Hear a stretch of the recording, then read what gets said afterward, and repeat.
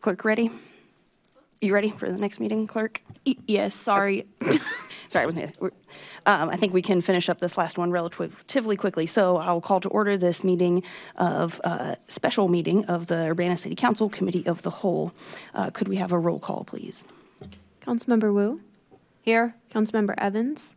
Councilmember Hersey? Here. Councilmember Colasetti? Here. Councilmember Bishop? Councilmember Wilkin? Here. Councilmember Quisenberry? Here. Mayor Williams? Here. Thank you.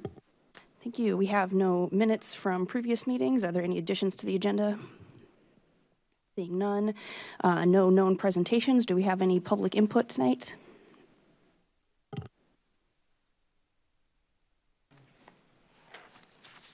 Sorry to keep you from your break. My name is Ben Jocelyn.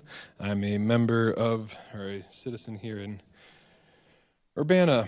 Hi there, Mayor and Council. I was pretty freaked out by the police presentation last week.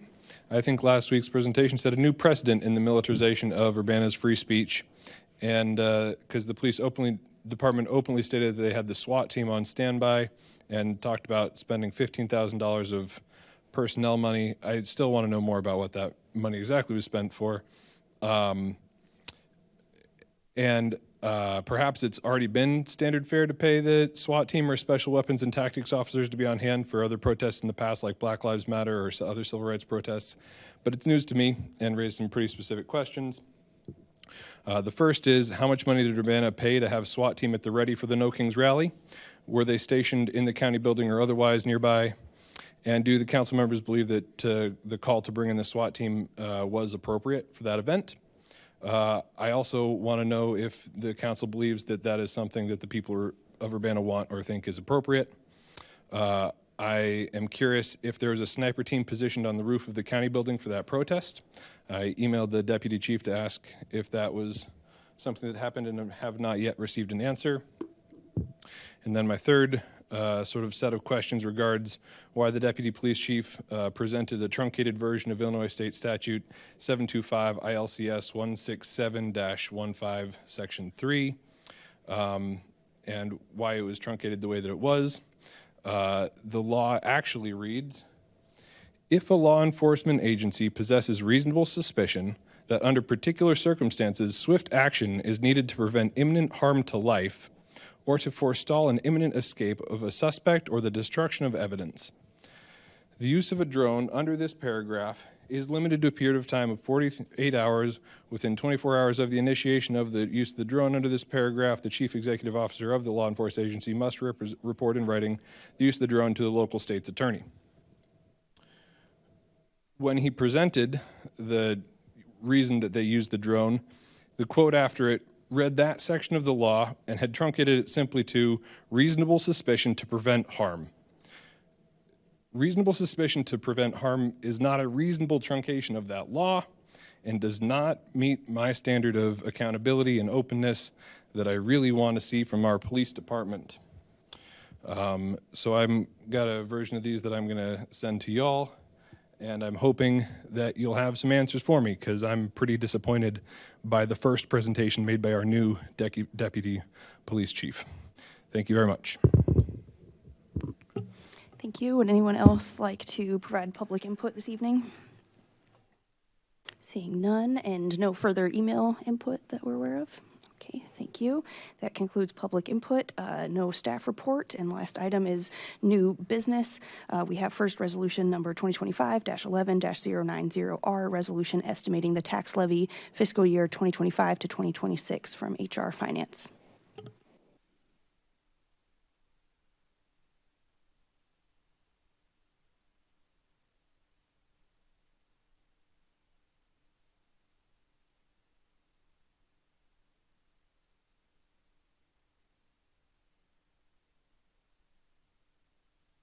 Okay, sorry I can't find my full screen thing, but most of you have seen this before.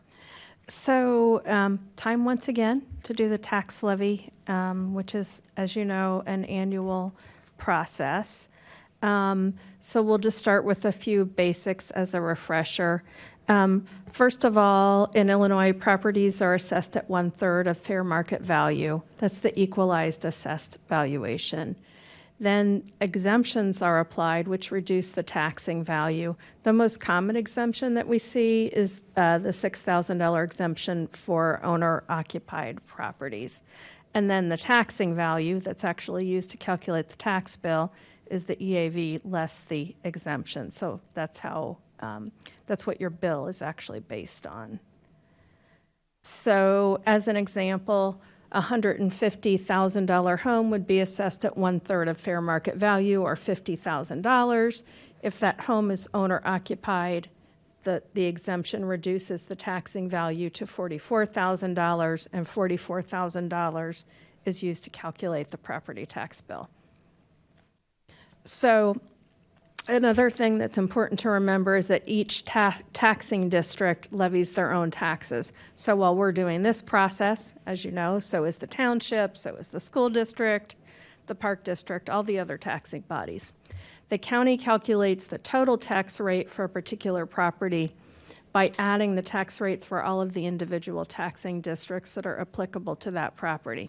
So for most properties in Urbana, the actual city property tax is about 13% of the total tax bill. And also important to remember, the taxes that we levy now in calendar year 2025 will be received in calendar year 2026. Another little tricky thing here is that while we're doing this process, the assessments that are going to be used to calculate the tax levy are actually not finalized. So when we ask you to approve the final levy, we're also going to ask you to approve a separate ordinance that will limit the rate to $1.34.99, which is the same as our current tax rate. So our goal is to maintain a stable tax rate. Our final levy extension won't be known until the spring, and then at that time they'll reduce the corporate levy, which is the general fund piece of the tax levy, to make sure that we maintain that tax rate.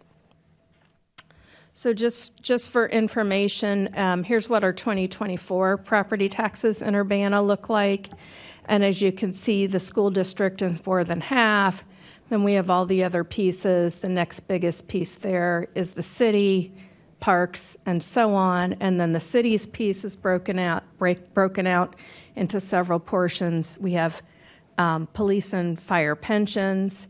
We have the library, and then whatever's left over is the part that goes to the general fund.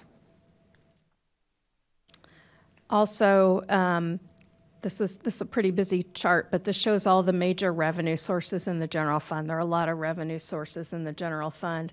I think the important thing here is that down here, this green piece, you can see that's the property taxes that get passed through directly to pensions. And It shows up in the general fund, which seems a little bit odd, but that's what accounting standards require. And then the part in purple, which is less than 5%, is the actual portion of the property taxes that stay in the general fund to pay for city services. This chart shows our assessed value over time going back to 2010. So you can see that we actually lost assessed value for a while, and then it's been growing pretty steadily in recent years. That's important because when our revenues grow steadily, that helps us support our expenditures, which also tend to grow steadily. So here are just a few examples for homeowners in the city of Urbana of what they actually pay for property taxes to the city.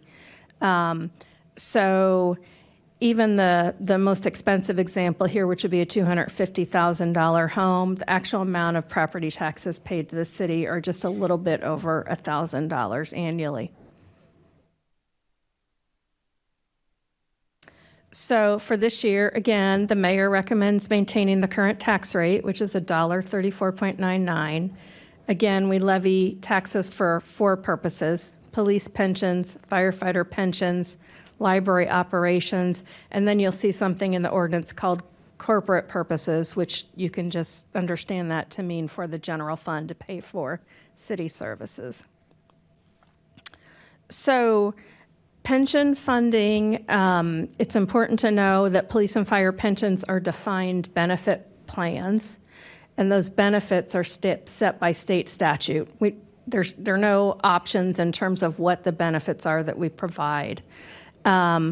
We do have a funding policy that is more aggressive than what is required by state law, and that was approved back in 2018 and implemented beginning with the 2018 tax levy. At that time, we had some lengthy discussion about that, about the fact that our unfunded liability was increasing over time because we weren't adequately funding pensions, which was going to result in much higher long-term costs. So I think that was a sound decision. We will probably talk again about making some tweaks to that policy sometime in the next year. But the main thing here is that failing to adequately fund pensions is kind of a slippery slope that has major implications for the city's budget in the long term.